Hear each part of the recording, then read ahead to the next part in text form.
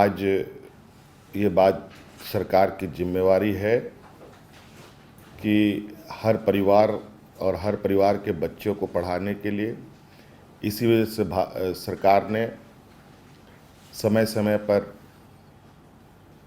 शिक्षा का अधिकार जैसा कानून बनाया।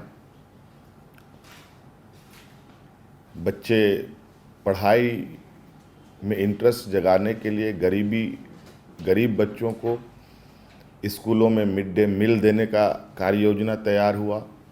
कम से कम वो स्कूल के दरवाजे तक आएं। इसमें कुछ हद तक सफलता भी मिली। कई गरीब माता पिता सोचे कि इस बहाने कुछ पढ़ाई भी कर लेंगे।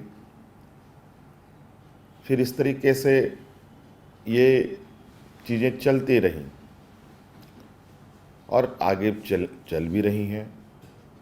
अभी हम लोग शिक्षा को लेकर लगातार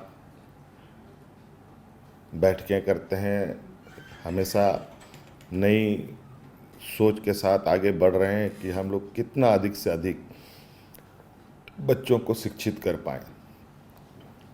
और शिक्षित के साथ साथ सबसे बड़ी बात है रोजगार।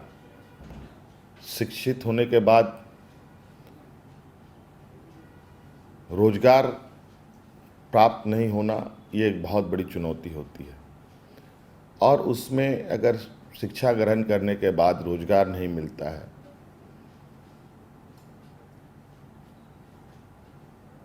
तो वो छात्र, वो नौजवान फिर एक नई मुसीबत में घिरता है, मानसिक बीमारी का शिकार हो जाता है। कहीं कहीं रोजगार के अभाव में, रोजगार नहीं के मिलने के अभाव में कई नौजवान आत्महत्या भी करते हैं। बहुत सारी चीज़ें एक साथ इसके साथ जुड़ी हुई हैं जो हमें लेके चलनी है। और हम हुनरमंद बनाने के लिए बच्चों को बचपन से ही शिक्षा के साथ साथ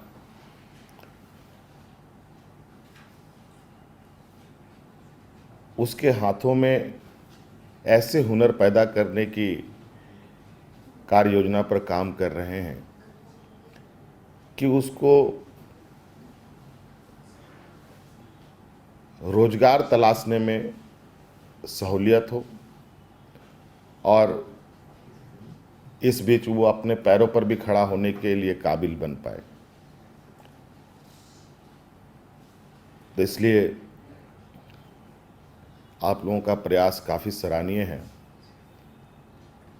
हम तो चाहेंगे कि बाल पत्रकार के कुछ आप लोग यूनिसेफ के तरफ से कुछ ऐसे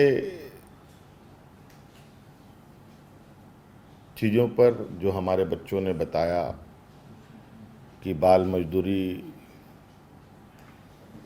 नहीं होनी चाहिए, बाल विवाह नहीं होनी चाहिए, और भी ऐसे कई चीज़ें हैं जिनको बच्चों के साथ साथ उनके माता पिता तक हम इसकी जानकारी दें।